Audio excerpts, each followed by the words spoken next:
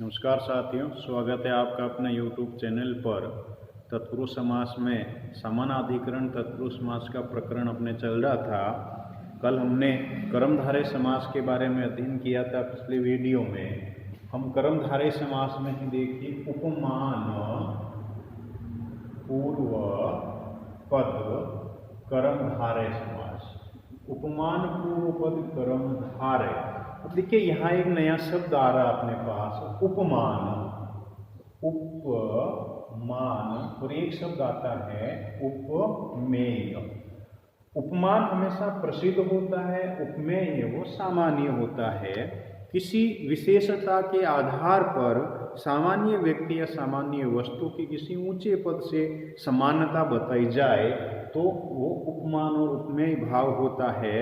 उपमान है वो उच्च कोटि का होता है। जैसे किसी सुंदरी को ये कहा जाता है कि तुम्हारा मुख चंद्रमा के समान सुंदर है, तो यहाँ पर चंद्रमा को हमेशा उपमा दी जाती है सुंदरता के रूप में। यहाँ पर सुंदर है मुख, किसी भी नेत्री का या किसी सुंदरी का, तनया का मुख सुंदर है तो उसकी तुलना सुंदरता, ये समान धर्म हो गया मुख और चंद्रमा का। तो यहाँ पर मुख है वो उपमेय कहलाएगा, चंद्रमा क्या कहलाएगा? उपमान कहलाएगा। तो यहाँ पर आ रहा अपने उपमान पूर्व पद कर्मधारय, यानी कि उपमान शब्द पूर्व पद में होगा और उत्तर पद में समान धर्म, ऐसा धर्म जिसके आधार पर समानता बताई जाए। यहाँ पर पूर्व पद में उपमान, उत्तर पद में उपमेय नहीं होगा, समान धर्म होगा। जिसके आधार पर है वो उपमान और उपमेय में समानता बताई जाए। तो जैसे मान लो यहाँ समान धर्म है सुंदर, तो यहाँ उपमान है चंद्रमा, तो ये तो हो जाएगा पूर्व पद में और उत्तर पद में हो जाएगा सुंदर। ये समान धर्म हो गया। तो पूर्व पद में उपमान, उत्तर पद में समान धर्म होगा। वहां पर है वो उपमान पूर्व पद कर्मधारय समास हो जाएगा। इसका सूत्र आता है उपमानानि सामान्य वचने ही। उपमानानि सामान्य वचने ही। ये कह रहा है कि उपमानवाची सुबंत का उत्तर पद में स्थित सामान्य धर्म के साथ तत्पुरुष समास हो जाता है और वह तत्पुरुष समास है वो कर्मधारय समास कहलाता है। जैसे हम करते हैं, उदाहरण करते हैं, तो गण इव श्यामः, गण इव श्यामः, बादल की तरह काला। यदि किसी कृष्ण वर्ण के व्यक्ति की तुलना की जाए उसके वर्ण के आधार पर, तो बादल से की जाती। गण इव श्यामः, बादल का वर्ण कृष्ण वर्ण होता है, काला होता है। उसी प्रकार से यहाँ देखिए गण इव, अब यहाँ पर एक यू शब्द आ रहा है, ये समानता बताने के लिए, तुलना बताने के लिए आता है यू शब्द, जिसको हम उपमान वाचक शब्द भी कह सकते हैं। तो इव, गण इव श्यामः, ये उपमान हो गया और ये समान धर्म, जिस धर्म के आधार पर है वो उपमेय उपमान के समानता की जाए वो समान धर्म हो गया। तो गण इव श्यामः इति, गण और इधर ये मूल पद हो गया श्याम, उत्तर पद के अनुसार लिंग हो जाएगा गण श्यामः। तो गण इव श्याम इति गण श्यामः। उसी प्रकार से नीरद इव श्यामः, नीरद इव श्यामः इति नीरद श्यामः। नीरद भी बादल को ही कहा जाता है। उसी प्रकार से दुग्धम इव धवलम, दुग्धम इव धवलम इति दुग्ध धवलम, दूध की तरह सफेद। तो यहाँ उपमान हो गया वो दूध हो गया। उसी प्रकार से नवनीतम इव कोमला, नवनीतम इव कोमला इति नवनीत कोमला, नवनीतम इव कोमला इति नवनीत कोमला। गज इव स्थूलः, गज इव स्थूलः इति गज स्थूलः, गज स्थूलः इति गज स्थूलः।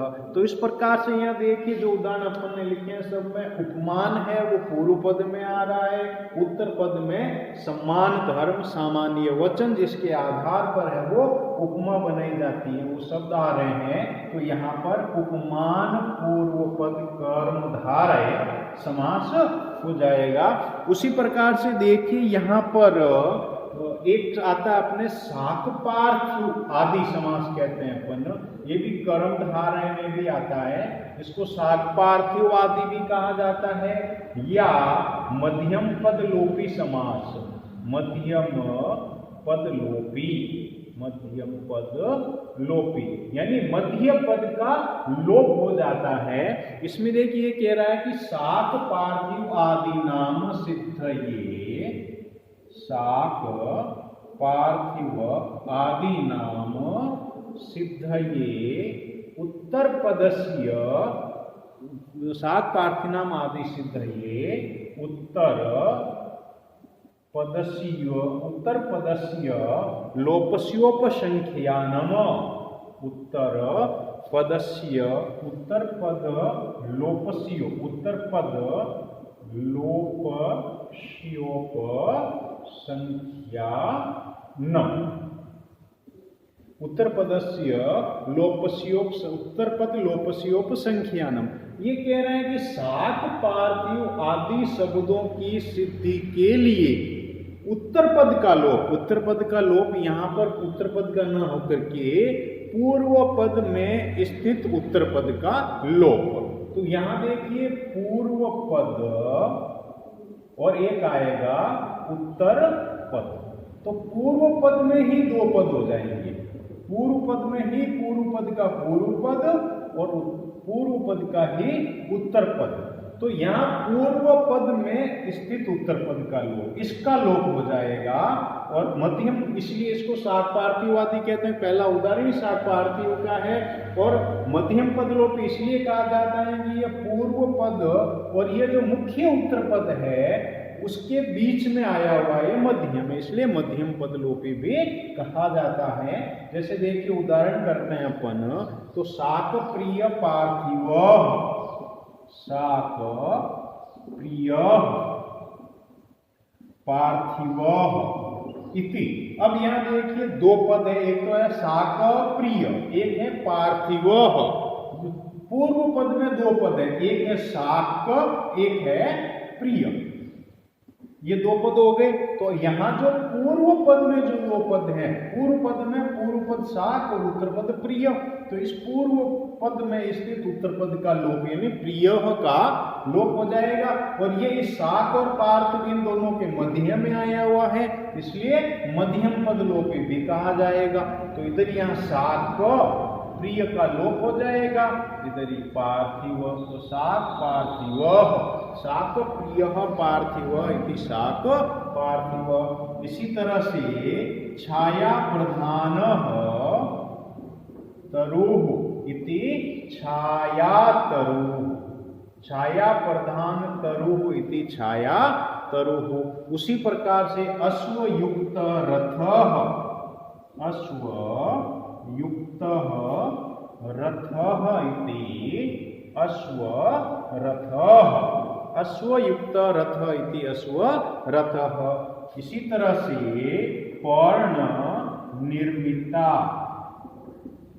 पर्ण निर्मिता शाला इति पर्णशाला, मध्यम पद का लोप हो जाएगा, पर्ण निर्मिता शाला इति पर्णशाला।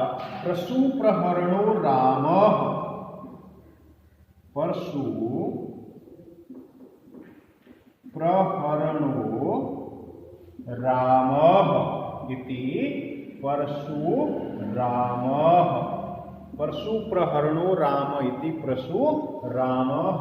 इसी तरह से ये सहस्र बाहुर अर्जुन, सहस्र बाहुर अर्जुन इति सहस्रा अर्जुन। देखिए यहाँ सहस्र और अर्जुन, दीर्घ संधि हो जाएगी, बाहु मध्यम पद का लोप हो जाएगा, तो सहस्रार्जुनः, सहस्रार्जुनः, सहस्र बाहु अर्जुन इति सहस्र अर्जुनः, घृत पूर्णो घटः इति घृत घटः, घृत पूर्णो घट इति घृत घटः, दध्युपसिक्तो ओदनः, दध्युपसिक्तो ओदनः, देखिए दध्युपसिक्तो,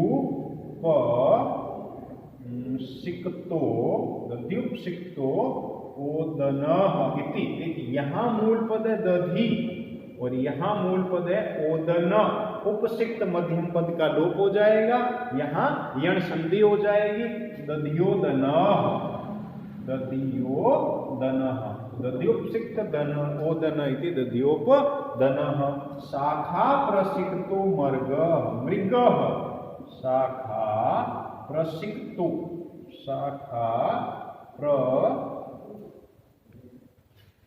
प्रसक्तो मृगः, शाखा प्रसक्तो मृगः इति शाखा मृगः, प्रसिक्त का मध्यम पद का लोप हो जाएगा। तो इस प्रकार से ये शाक पार्थिव और मध्यम पद लोपी समास हो जाएगा। अब देखिए अपन करते हैं नय तत्पुरुष समास। नय अव्यय होता है और तत्पुरुष समास भी कहलाता है नय तत्पुरुष समास। नय तत्पुरुष समास में देखिए सूत्र आता है न लोपो नय, न लोपो नयः, न लोपो नयः। ये कह रहा है कि उत्तर पद परे होने पर नय के नकार का लोप, नय का, नय में य की संज्ञा हो जाएगी, हलन्त्यम सूत्र से लोप हो जाएगा, पीछे बचा न, नय के नकार का लोप, नकार का लोप हो जाएगा, पीछे क्या बचेगा, अशेष रहेगा। तो उत्तर पद परे होने पर नय के नकार का लोप हो जाएगा, जैसे न यह इति, न का लोप, न में अशेष बचेगा, इधर ये ज्ञ, अज्ञः, न ज्ञः इति अज्ञः, न सर्वः, न सर्वः इति असर्वः, न साधुः, न साधुः इति असाधुः, न पापः इति अपापः, न कर्मः इति अकर्मः, न कर्म इति अकर्म, न धर्मः, न धर्मः इति अधर्मः। तो इस प्रकार से ये नए तत्पुरुष समास में ये हो जाएगा।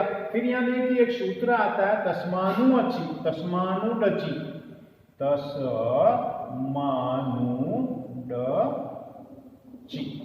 ये कह रहा है कि उत्तर पद परे होने पर जिस नए के नकार का लोप हो गया हो, उस नए के नकार से परे यदि अच आ रहा हो,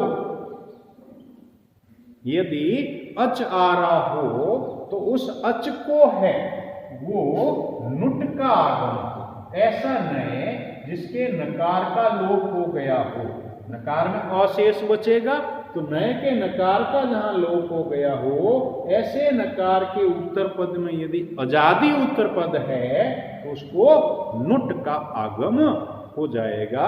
जैसे न अश्व, न अश्व। अब देखिए यहां पर न का लोप हो गया, फिर यहां पर अश्व, अब उत्तर पद क्या आ रहा है, अजादि आ रहा है, अच प्रत्यार का वर्ण आ रहा है आदि में, तो इसको क्या करेंगे, नुट का आगम करेंगे, तो यहाँ नुट का आगम हो जाएगा। नुट में अनुबंध लोप करेंगे तो न शेष बचेगा, तो अपने पास ये रूप अ न और अश्व मिला के लिखेंगे, बन जाएगा अनश्व। तो न अश्व इति अनश्व, ये नुट का आगम, नए के न का लोप हो जाएगा, अजादि उत्तर पद पर है तो नुट का आगम हो जाएगा, नुट में न शेष बचेगा, और अच प्रत्यार का जो वर्ण आ रहा उत्तर पद में वो न में मिला के लिखेंगे। उसी प्रकार से देखिए न आर्यः इति अनार्यः, ये बन जाएगा। न आर्येति अनार्यः, न अध्यतनम, न अध्यतनम इति अनध्यतनम, अनध्यतनम,